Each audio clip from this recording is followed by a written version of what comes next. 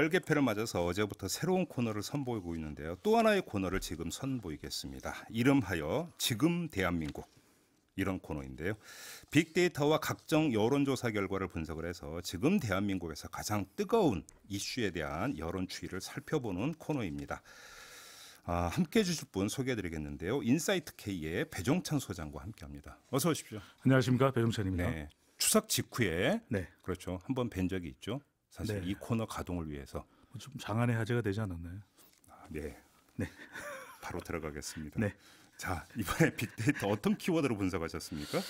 네, 가장 관심사는 지금 검찰이 아닐까. 물론 이제 조국 그렇죠. 장관의 관심도 굉장히 높은데. 그렇죠. 그래서 이 조국 장관과 검찰을 동시에 입력을 해봤습니다. 조금 이해를 돕기 위해서 예.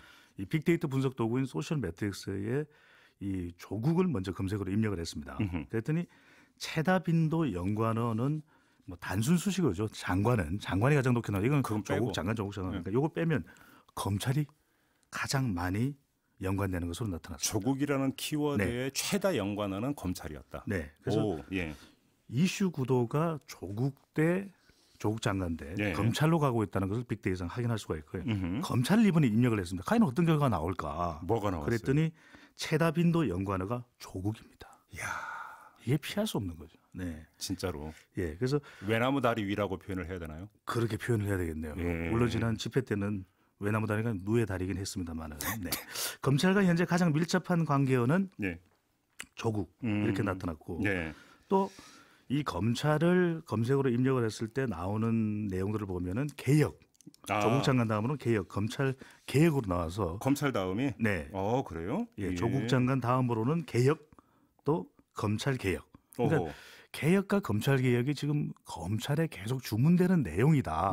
이런 연관성도 분석을 할 수 있는데. 또 재미난 포인트네요. 예. 그래서 이 흥미로운 점은 기존에는 조국 연관어 순위에 대통령이 10위권 내에 올라 있었습니다. 이게 우리가 추석 직후에 이 나왔을 때 소개를 해드렸던 내용인데 네. 이번에는 조국 검색어 연관어에서는 대통령이 사라졌어요. 아하. 그런데 예. 검찰 연관어 순위에 대통령이 올라가 있습니다. 그러니까 지금은 대통령이 검찰과 더 연관돼 있다. 최근 검찰 관련 발언도 또 이유가 있는 걸로 보입니다. 근데 지금 잠깐 이 빅데이터 분석이 네. 언제부터 언제까지를 놓고 분석을 하신 거예요? 지난 한 달간 분석이 됩니다. 지난 한 달간? 네. 알겠습니다. 자, 이 빅데이터 상에서 검찰 관련 여론의 변화, 이게 좀 뚜렷하게 보이는 지점이 언제예요? 있습니다. 이 검찰 검색어를 입력을 했더니 이게 이제 여론조사와 다른 특징은 여론조사는 점으로 분석이 가능하지 않습니까? 조사 그렇죠. 시점. 그렇죠. 근데 이건 계속 연속 선상의 분석이 가능하다라는 흐름이죠. 거예요. 예, 훨씬 더 그 흐름을 잘 볼 수가 있는데 네. 검찰총장이 조국 장관 임명 네. 9월 9일 직전까지는 가파르게 상승을 합니다. 검찰 관련 뭐 수사가 나왔다. 근데 임명 직후에는 하락합니다. 검찰이라는 키워드 얘기하는 거죠. 언급량이. 예. 근데 9월 14일 5천 조가 체포로 반짝 상승을 하게 됩니다. 검찰 네. 언급량이. 근데 추석 연휴 직후 한 주 동안은 언급량이 하향 정체됩니다. 오. 조금씩 이제 가라앉아요. 예. 그런데 우리가 알고 있는 사건이 있죠. 바로 네. 지난 23일 자택 압수수색. 네. 이때 추가 상승하게 되고 26일 26일 대정부 질문이 있습니다. 그게 수사팀장과 압수수색 팀장과 때 통화했느냐 통화했다. 예. 이후에 검찰 언급량이 급상승합니다. 아하.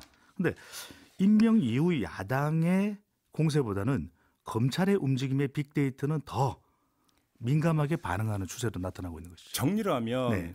이게 이제 딱 그 앞과 뒤가 앞에는 주로 수사 내용에 대해서 관심이 많고 그렇죠. 언급이 많았는데 네. 이 뒷부분에서는 오히려 수사 행태에 그렇죠. 오히려 더 집중이 됐다. 이렇게 정리해도 되겠네요. 그렇게 보면 구분이 됩니다. 네. 그래요? 네. 아무튼 검찰과 관련된 감성 분석 어떤 키워드들이 올라와 있는지 요거 좀 한번 좀 살펴보죠.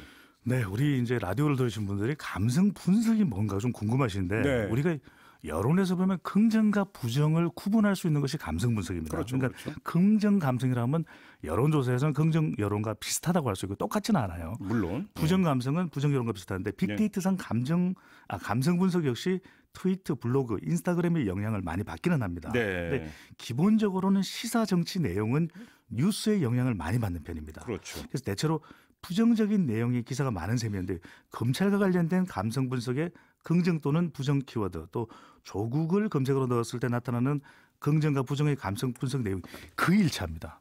그러니까 키워드가 조국 그렇습니다. 검찰로 바꿔 해도 이 거의 감성 똑같다. 분석 내용은 오. 그러니까 상당히 연관돼 있다라는 것을 알 수밖에 없는 것이고요. 예. 대결 구도가 펼쳐지면서 같은 기사 내에 네. 조국과 검찰 키워드가 모두 들어있어 나타나는 현상으로도 볼 수 있겠는데요. 네. 이 간접적으로 좀 분석해서 풀어낸다면 최근 들어 조국 장관, 검찰이 거의 한 묶음으로 기사에 나타나는 현상이 많다는 것도 알 수 있는 부분입니다. 어찌 보면 당연한 현상일 수도 있는데 네. 아무튼 그게 이제 뚜렷하게 빅데이터 분석에서 나오고 있다는 건데 자 토요일에 촛불 집회가 있지 않았습니까? 네. 자 이걸 기점으로 전후로 나눈다면 네. 검찰을 향한 여론의 어떤 결정적 변화가 생겼다고 볼 수 있을까요? 생겼습니다.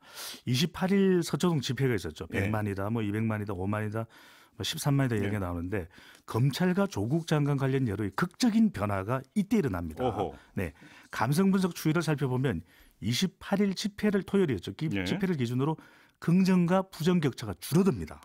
최소화되고 긍정과 부정 사이를 중립적 감성이 오르락 내려가면서 서로 간의 격차를 최소화시킨다는 거예요. 예. 그러니까 지금까지는 부정 감성, 긍정 감성이 계속 나왔었거든요. 차이가 났었죠. 네. 그러니까 조국 장관 관련해서도 대체로 빅데이터 상에서도 부정 감성이 많았는데 예. 28일 기점으로 거의 줄어듭니다. 부정 비슷해집니다. 감성이? 네. 예. 근데 이 역할을 누가 하느냐? 예. 중립적인 내용이 왔다 갔다 합니다.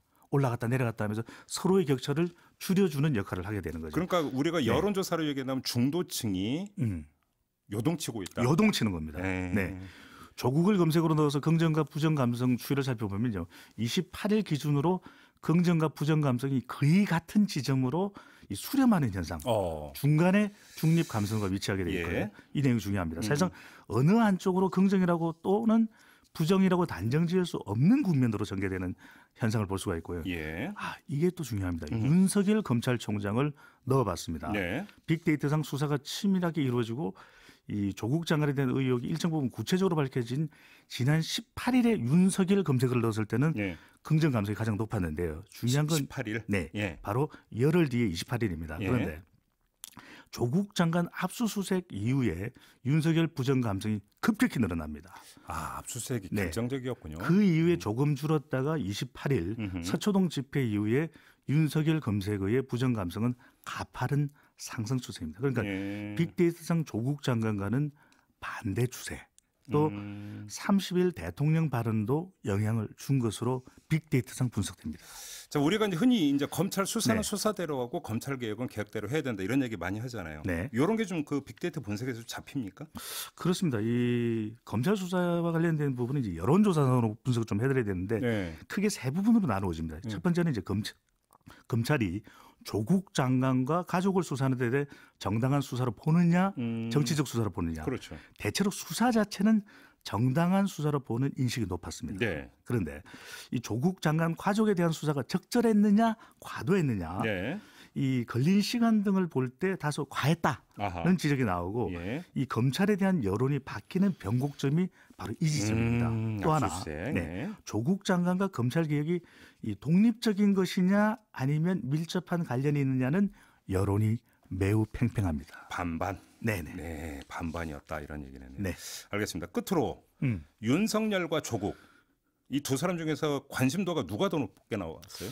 최근에 조국 장관 관련해서 물론 집회도 있었지만 여론이 반전됐다 이야기를 하잖아요. 네네네. 이 관심도거든요. 예. 근데 구글 트렌드를 들어가 보면 조국 장관 관심도가 윤석열 검찰총장보다 4배 가량 더 많습니다. 4배? 네. 예. 조국 장관의 관심도가 어느 정도면 치킨, 감기 검색보다 더 높고요. 윤석열 총장은 치킨보다는 관심도가 낮지만 감기보다는 높았습니다. 그런데 이렇게, 한 가지만 이렇게 대비하니까 확 희한하게 확 들어오죠. 네. 한 가지만 더 말씀드리면 아프리카 돼지 열병 예. 이 조국 장관 윤석열 총장보다도 훨씬 관심도가 높았을까요, 낮았을까요? 낮았습니다. 네, 이거는 지금 뭐 그 뉴스를 지금 접하고 있는 저도 이제 체감은 하는데 네. 사실은 돼지열병에 관심도 많이 가져주셔야 돼요. 이게 정치적 패러독스거든요. 민생이 가장 중요한데 네. 사실은 가장 소홀히 되고 있는 네, 점입니다. 알겠습니다. 오늘의 결론은 돼지열병에도 관심을 좀 갖고 온 네. 국민이 힘을 모아야 된다. 이렇게 결론을 내려도 되겠습니까? MBC. 네. 네, 자 이렇게 마무리하도록 하겠습니다. 배종찬 인사이트 K 소장과 함께했습니다. 고맙습니다. 감사합니다.